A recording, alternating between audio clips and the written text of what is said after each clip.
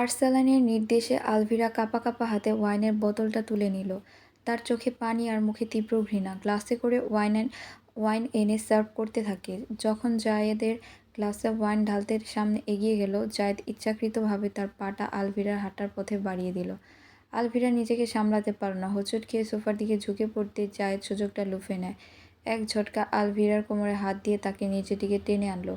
আলভিরা আর্তনাদ করে ওঠার আগে জায়েদ তার কানের কাছে মুখ এনে বলল, আরে সামলে, কাজের লোক যখন হয়েছ তখন আমার সেবা করলে কি খুব ক্ষতি হবে?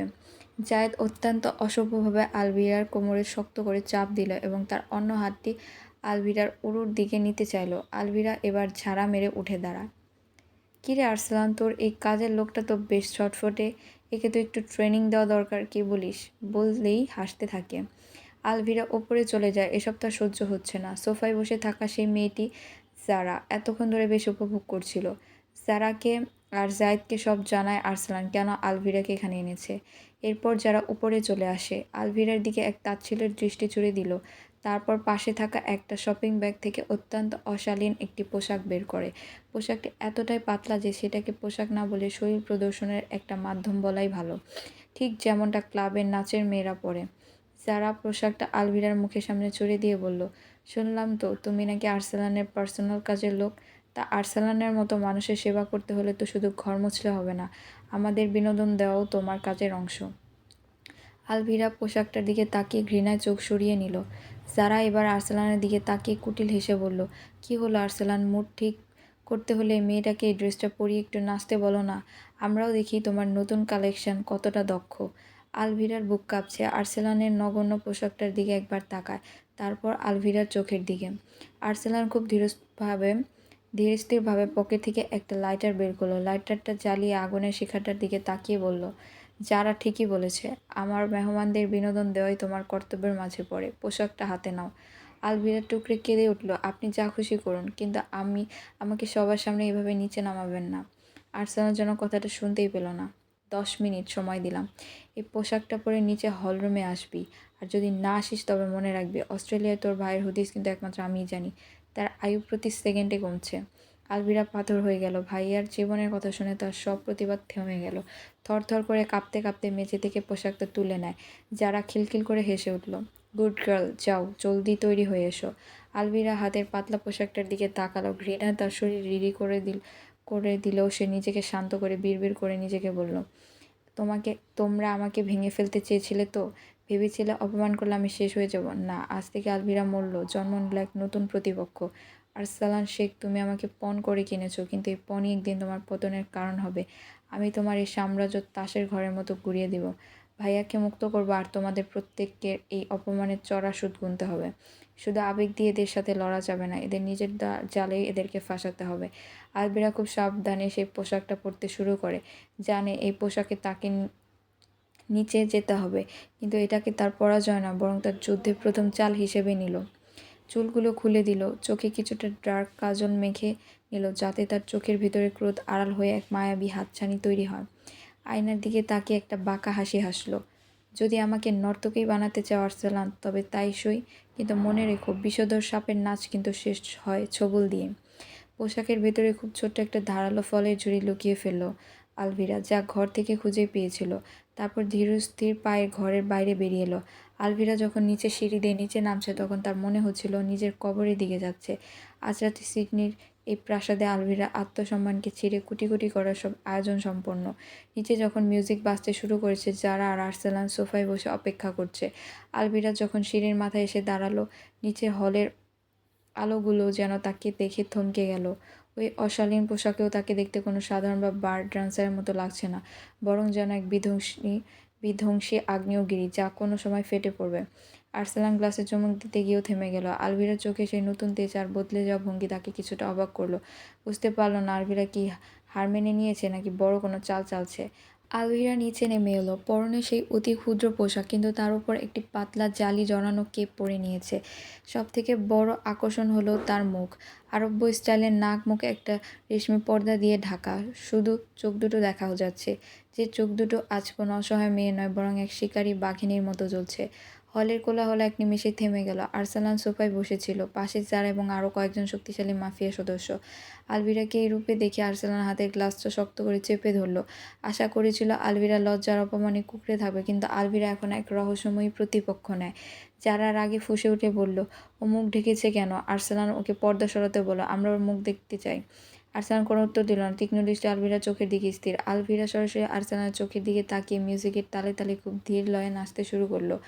শরীরে সেই পাতলা জালি আর মুখের পর্দা তাকে এক অপার্থিব সৌন্দর্য দিচ্ছিল। নাচতে নাচতে আলভিরা প্রতিটি ছেলের খুব কাছে যায়, কিন্তু কেউ তাকে স্পর্শ করার সাহস পাচ্ছে না। নাচের প্রতিটা মুভমেন্ট ছিল এক অদ্ভুত অবজ্ঞা। সে জায়েদের সামনে দিয়ে যাওয়ার সময় তার চোখে এক মুহূর্তের জন্য আগুন ঝরিয়ে দিল, যা দেখে জায়েদ ভয়ে মিশ্রিত বিস্ময়ে পিছিয়ে গেল। নাচতে নাচতে আলভিরা আর্সেলানের একদম সামনে গিয়ে দাঁড়ায়, পাতলা পোশাকের ভেতরে লুকানো। আর্সেলানের দিকে ঝুঁকে পড়ল। আর্সেলান তখনও শান্ত, কিন্তু তার নিঃশ্বাস ভারী হয়ে আসছে। আলভিরা আর্সেলানের কানের কাছে মুখ নিয়ে গেল। পর্দার আড়াল থেকে নিঃশ্বাস আর্সেলানের গলায় বিঁধল। সে খুব নিচু স্বরে বলল, আপনার মেহমানরা আজ শুধু আমার নাচ দেখছে আর্সেলান সাহেব, কিন্তু আমি আপনার পরাজয়ের শুরুটা দেখছি। আজ রাতে আমি আপনার থেকে চুরি করব, আর আপনি সেটা বুঝতেও পারবেন না। কথাটা বলে আলভিরা আবার নাচের ছলে সরে গেল। আর্সেলান লক্ষ্য করল, আলভিরা যখন তার পাশ দিয়ে সরে গেছে, তখন আর্সেলানের জ্যাকেটে পকেটে রাখা তার এনক্রিপ্টেড ফোনের লক খোলার জন্য যে আঙুলের ছাপ দরকার ছিল, আলভিরা কৌশলে তার হাতে নিজের হাত ঘষে সেই ছাপ নেওয়ার চেষ্টা করেছে। আর্সেলান মনে মনে হাসল, বুঝতে পেরেছে আলভিরা এখন শিকার থেকে শিকারী হওয়ার চেষ্টা করছে। বিড়বিড় করে বলল, খেলাটা তো এবার জমবে আলভিরা। মিউজিকের তাল যখন দ্রুত হতে শুরু করলো, আলভিরার শরীরের প্রতিটি ভঙ্গি যেন আগুনের ফুলকি হয়ে ছড়িয়ে পড়ল। পুরো হলরুমের পরিবেশ এক লহমায় বদলে গেল। আলভিরার নাচের মুদ্রা এখন আর কোনো জড়তা নেই, বরং সেখানে মিশে আছে এক তীব্র দহন। আরব্য স্টাইলে সেই মাস্কের ওপর দিয়ে তার চোখ দুটো যেন বিদ্যুৎ চমকাচ্ছিল। হলরুমের নিচে আলো ফিনফিনে পাতলা পোশাকের ওপর পড়ছে। তখন মনে হচ্ছিল শরীর থেকে এক অদৃশ্য তেজ বের হচ্ছে। আলভিরা যখন লাটিমের মতো ঘুরতে শুরু করলো, খোলা চুল আর ওড়নার ঝাপটা হলরুমের বাতাসে এক মায়াবী সম্মোহন তৈরি করছে যেন। সেখানে উপস্থিত সবাই বিস্ময়ে বিমূঢ় হয়ে তাকিয়ে আছে। যাদের হাতে ওয়াইনের গ্লাস ছিল, তাদের হাত মাঝপথে থেমে গেছে।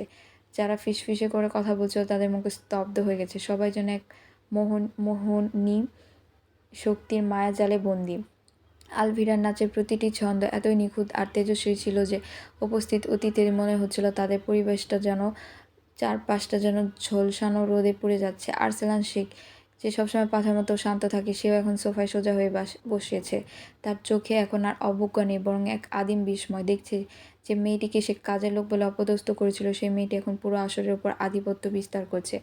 জায়েদ এবং অন্য যুবকরা লোলুপ দৃষ্টিতে তাকাতে চেয়েও বারবার চোখ সরিয়ে নিচ্ছিল। আলভিরার চোখে সেই অগ্নিঝড়ের দৃষ্টির সামনে কেউ হাত বাড়ানোর সুযোগ পাচ্ছিল না। আলভিরার প্রতিটি পদক্ষেপ যেন একটি নীরব গর্জন। তোমাকে আমরা ভেঙে ফেলতে চেয়েছিলে, কিন্তু দেখো, আমি পুড়ে ছাই হয়ে যাইনি, বরং আমি এখন আগ্নেয়গিরি। নাচের মাঝপথে আলভিরা একবার আর্সেলানের একদম গা ঘেঁষে চলে গেল। শরীরে সেই নেশা ধারানো সুগন্ধ আর্সেলানের মস্তিষ্কে এক অদ্ভুত উন্মাদনা তৈরি করে দিল যেন। সবাই যখন তার রূপে আর নাচে বুঁদ হয়ে আছে, আলভিরা তখন চোখের কোণ দিয়ে হলের প্রতিটি প্রস্থান তার গার্ডদের অবস্থান মেপে নিচ্ছে। সে বুঝতে পেরেছে তার এই সম্মোহনী নাচ সবাইকে ঘোরের মধ্যে ফেলে দিয়েছে, আর এটাই হলো তার পরিকল্পনা কার্যকর করার সেরা সময়। হঠাৎ করে মিউজিকের কর্কশ শব্দ বন্ধ হয়ে গেল। আলভিরা একটা চক্কর দিয়ে থামতে দেখলো আর্সেলান তার একদম সামনে দাঁড়িয়ে। আর্সেলানের চোয়াল শক্ত, চোখ দুটো অন্ধকার নেশায় আচ্ছন্ন। কোনো কথা না বলে আর্সেলান সবার সামনে আলভিরা একটা হাত সজোরে মুচড়ে ধরল।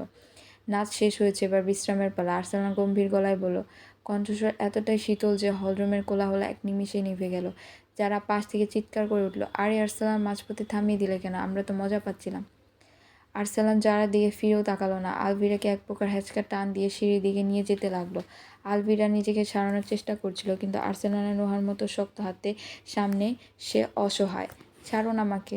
আপনি তো চেয়েছিলেন আমি সবার সামনে নাচি, এখন আবার এমন করছেন কেন? আলভিরা রাগিয়া যন্ত্রণায় বলে। আর্সেলান কোনো উত্তর দিল না। আলভিরাকে পাজা করে তুলে নিল। উপস্থিত অতিথিদের ভিড় থেকে সে যখন আলভিরাকে নিয়ে সিঁড়ি দিয়ে উপরে উঠতে লাগে, উপরে উঠে নিজের বিশাল বেডরুমে ঢুকে আর্সেলান লাথি দিয়ে দরজাটা বন্ধ করে দিল। তারপর আলভিরাকে বিছানার উপর এক প্রকার ছুঁড়ে ফেলল।